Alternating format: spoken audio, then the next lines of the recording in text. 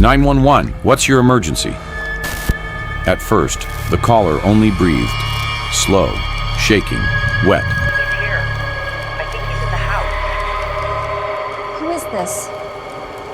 Where are you right now? Then a terrified male voice whispered, I'm on the bus, and everybody keeps disappearing. They're gone. Static exploded across the recording. Screaming echoed somewhere in the background. Metal groaned loudly.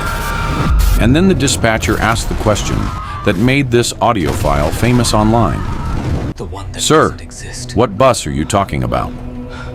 Long silence. Then the man replied, the one that doesn't exist. The call disconnected 12 seconds later. Police traced the signal to Interstate 90 near the forests of western Washington. But when officers arrived, there was no crash, no bus, no passengers, nothing, except a single shattered iPhone lying beside the road, still recording. And what investigators recovered from that phone was so disturbing. I can hear them scratching. It's constant now. They took the others. That parts of the audio were allegedly sealed by federal authorities. Because according to the final recording, the passengers aboard Route 404 did not die. They were taken somewhere else, somewhere that should not exist. And tonight, you are going to hear exactly what happened after midnight. The bus left Seattle at 11:14 p.m. during the coldest night of November. 14 passengers boarded. Most never noticed each other. A tired businessman. A mother holding a sleeping baby. Are we there yet? I don't like this. Dios mío, sálvanos de este mal. 2 college students. An elderly woman muttering prayers beneath her breath. And a pale man sitting alone in the back row, holding a Bible upside down. Security footage later showed something disturbing about him. He never entered the station. One frame, he wasn't there.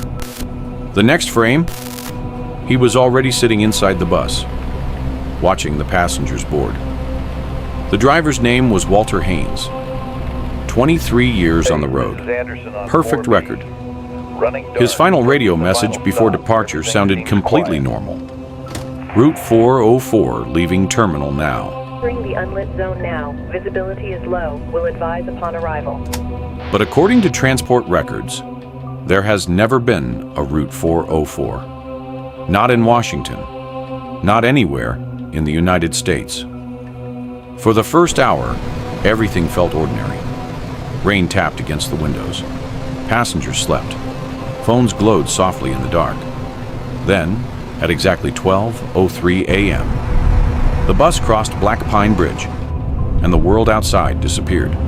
Not faded, not darkened, gone. The highway vanished beneath a wall of thick gray fog. Oh God, what is happening to the sky? It's gone. It's all gone. The trees were no longer trees. Their trunks bent like broken limbs. Branches twisted downward like giant fingers clawing into the earth. And the stars above the bus were gone too. Marcus, one of the passengers, started recording when he noticed something even worse. The engine was roaring, but the bus wasn't vibrating anymore. It felt like they were gliding, floating, like the wheels were no longer touching the road. Then the baby started screaming. Please stop, baby. It's all right, Mommy's here. Not crying, screaming. The mother tried desperately to calm him, until suddenly the child stopped, completely. The baby sat upright in her arms, eyes wide open, staring directly into the fog outside, and in a voice far too deep to belong to an infant. It whispered, "They found us." Every passenger heard it, and then the lights went out. Total darkness swallowed the bus. People panicked instantly. Phones turned on. Flashlights shook violently through the cabin. That's when they saw the windows. Faces were pressed against them. Hundreds of faces. Pale, eyeless, smiling too wide, moving alongside the speeding bus in total silence. The businessman near the front began hammering on the glass, screaming for the driver to stop. But Walter was frozen behind the wheel, his hands locked tight, tears streaming down his face, because the road ahead was changing. Road signs appeared out of nowhere in the fog. Seattle, 31 miles. Then, seconds later, no return. Then, last human exit. Passengers started breaking down. One woman clawed at the emergency door. Another passenger began praying uncontrollably. But the pale man in the back row only laughed softly and whispered, "We missed the turn."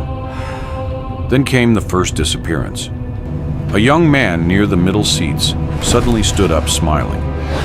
Not normal smiling. His mouth stretched wider and wider until the skin near his cheeks began tearing open. Marcus screamed at him to sit down, but the man calmly walked toward the front door, and before anyone could touch him, his body collapsed into gray ash. No blood, no bones, no clothes, nothing. It was like reality itself deleted him. That's when the knocking began. Soft, slow, coming from inside the walls.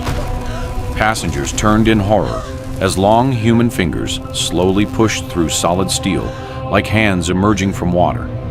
The metal bent around them without breaking. More fingers appeared, then entire hands.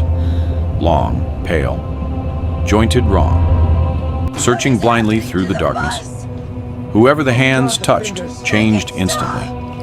People forgot things. Their names, their families. One woman suddenly forgot how to speak mid-sentence. The businessman forgot where he was. Marcus forgot his own age.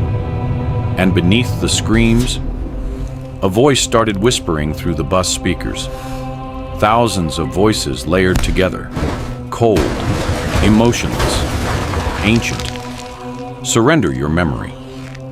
Marcus later described the feeling as something eating his thoughts from the inside. Every memory hurt to hold on to. His mother's face, his childhood, his own name.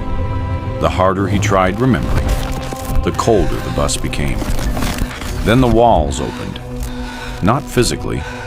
Reality itself peeled apart around the bus like wet paper. And outside, the passengers finally saw where they were. An endless black landscape beneath a dead sky. Millions of human faces drifting beneath the ground like trapped bodies under ice. And far away in the darkness, something enormous moved. Something larger than mountains, watching the bus approach. Marcus started crying when he realized the truth. The passengers were not being hunted. They were being transported.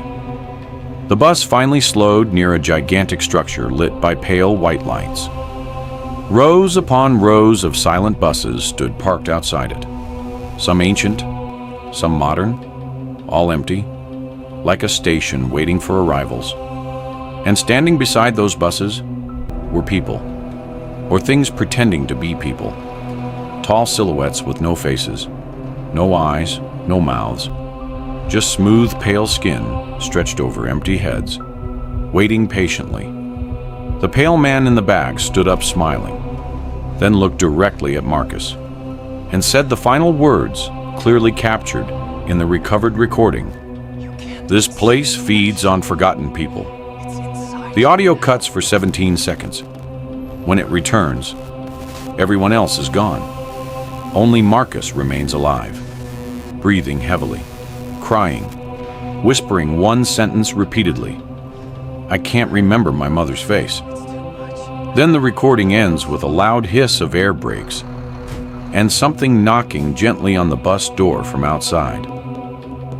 At 5:14 a.m., state troopers found Marcus wandering barefoot on Interstate 90, alone, severely frostbitten, holding a dead iPhone in his bleeding hands.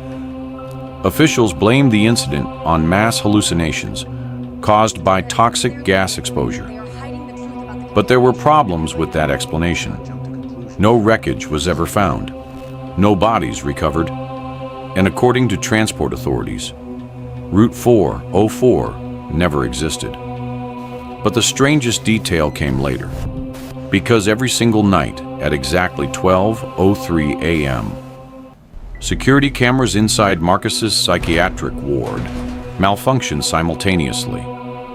And during those missing 3 minutes of footage, hospital staff report hearing the sound of bus doors opening in the hallway, followed by wet footsteps and soft knocking outside Marcus's room.